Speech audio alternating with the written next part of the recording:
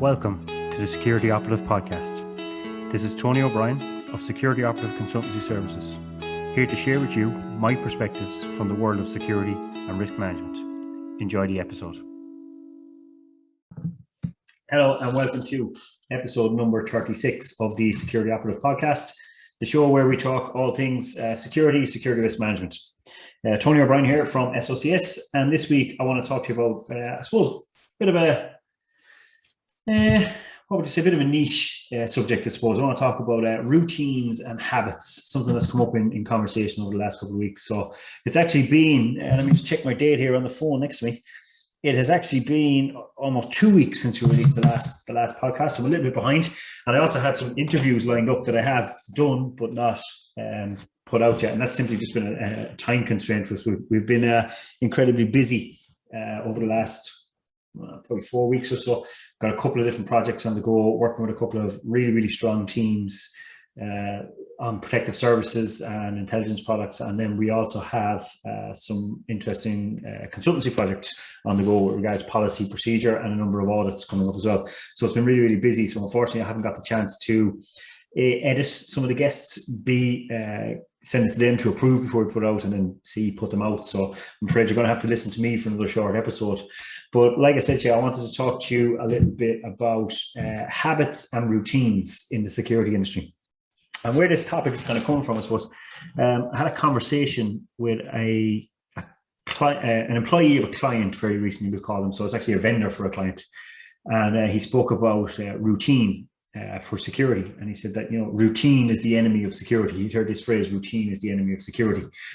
And I asked him, what did he mean by that? And he said, well, doing things always at the same time, or doing things always in the same place, building routine in security is frowned upon. So you should do things kind of irregularly and do them all over the place. And I said that I wouldn't have agreed with him. Now I certainly agree that at certain times taking the same route to work, etc., doing your cash lifts at the same time, things like that. Okay, we want to avoid that sort of routine, but that doesn't essentially mean that routine itself is the issue. So what is the issue there? It's a mismanagement of risk. You can absolutely have routines, just certain parts of those routines lead to increased risk. So, for example, if we're talking about that, somebody who's providing a protective service to a client, and that client is driving to work, or they're driving that client to work each week or each day, then we might say, okay, well, taking the same route to work is not a good routine. And that might be fine, but the route is only part of the routine. So is it good that they have the habit and the routine of checking the vehicle every single day? Is it good routine that they have the habit of briefing the client every single day, of making sure the vehicle is spotless, of advancing the routes, of checking the news, the weather, that sort of stuff in advance? Those are all good routines associated with the transport of that client. But the one routine that we know affects risk is taking the same route all the time. So we will change that. That doesn't mean that we don't have routines. It just means that we identify certain parts of a routine that lead to increased risk, and we take those out of routine. Again, does not mean that there's no routine associated with that route. We might take 4 to 5 different routes on different days, and those routines will have mapped out hospitals, etc., on them, lay-bys, garages, things like that on the way. But we analyze routine for where routine can lead to risk, and we take that out of there.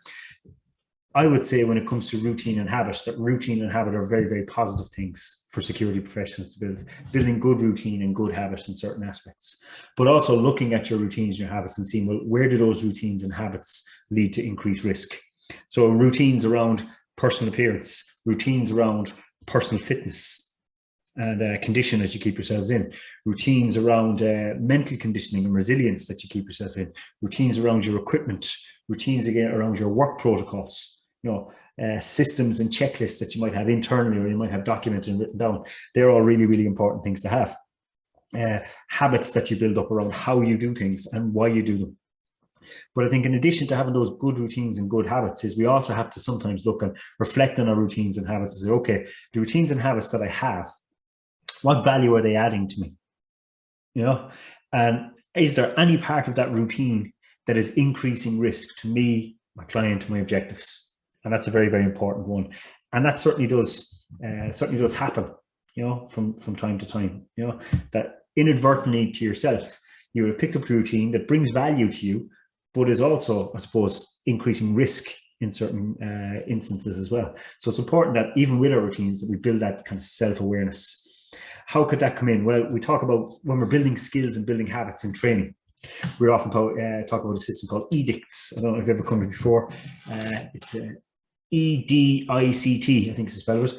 So it's when we're teaching skills, how we do it, that we explain, we demonstrate, we get the other person to imitate, we do corrective actions, and then we get them to try again. So explain, E, we explain to them the underpinning knowledge, and I think that's very, very important when we're building any routine or habit or trying to develop a skill with somebody, is that we explain the underpinning knowledge first, then we demonstrate completely straight through the skill. We get that person to imitate or follow what we've just done. We provide some corrective action on it, and then we get them to try again. And again, that is very important. I would bring that in then when you're teaching, when you're building routine and habit into your security SOPs, your security standards, that a person must understand the rationale and the reasoning why for the routine. So the explanation part of it. We demonstrate what that routine is to ourselves. We go through the routine in full. We then have the other person imitate the routine that we're trying to demonstrate, or we do the routine ourselves and think of, well, what corrective actions could I apply here and try again. So this is again where routine and habit can have failings, because you're relying on, if you're expecting somebody else to have a routine and a habit, well, how do we know that complacency hasn't built in? How do we know that they're practicing the right things or that bad habits haven't come into the routine? Well, we do that through monitoring both our own routines and monitoring the routines of other people and applying that edict system. We're coming in and looking, okay, I have 2 guys working for me. Their job is to guard this particular position or this particular location. So I'm going to go and I'm going to spend some time down there and I'm going to look at exactly what they're doing. I might do it, in conjunction with them, or I might do it mobilely and covertly, or look at reconnaissance, what they are doing, monitor what they're doing covertly and see, well, what actually is it that they're doing? Is any part of their routine increasing risk? And if so, do we need to change it? And we go right down to the very lowest level of security in terms of patrolling an empty static site or something like that, And you might talk about routine, again, come up sometimes the enemy of security. So we want to have X amount of patrols done. Do we just say to a person, I need you to do 12 patrols in a 12-hour shift? Or do we need to say to a person that we're going to do 12 patrols, patrol 1 happens at this time, this time, this time, this time? I think personally we need to get a balance right. We need to have routine for safety reasons, for deterrence value, that somebody says, look, a person comes along.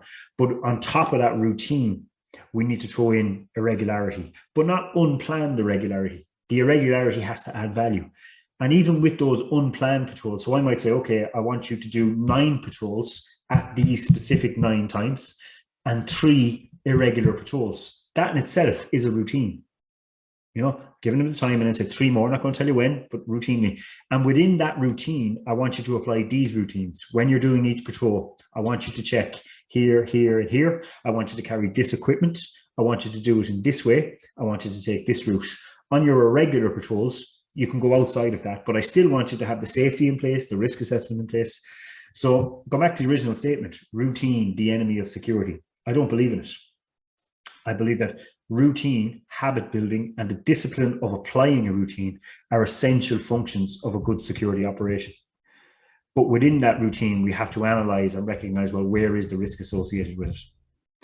I was reading some very interesting reading on LinkedIn during the week about kind of a similar subject, I suppose. It was around the replacement of individual security officers on sites like that, static sites, with technology, CCTV monitoring, even robotic devices being replaced. And some of the counter arguments coming forward were, well, the robot always does its patrols. The CCTV monitoring will always be live. And other people come back, well, yeah, but the CCTV can't do anything if somebody actually does break in on site and stuff like that. But we're looking at the reality here. Where it comes to the absolute discipline of routine, robotics can very simply take over. CCTV monitoring can very simply take over.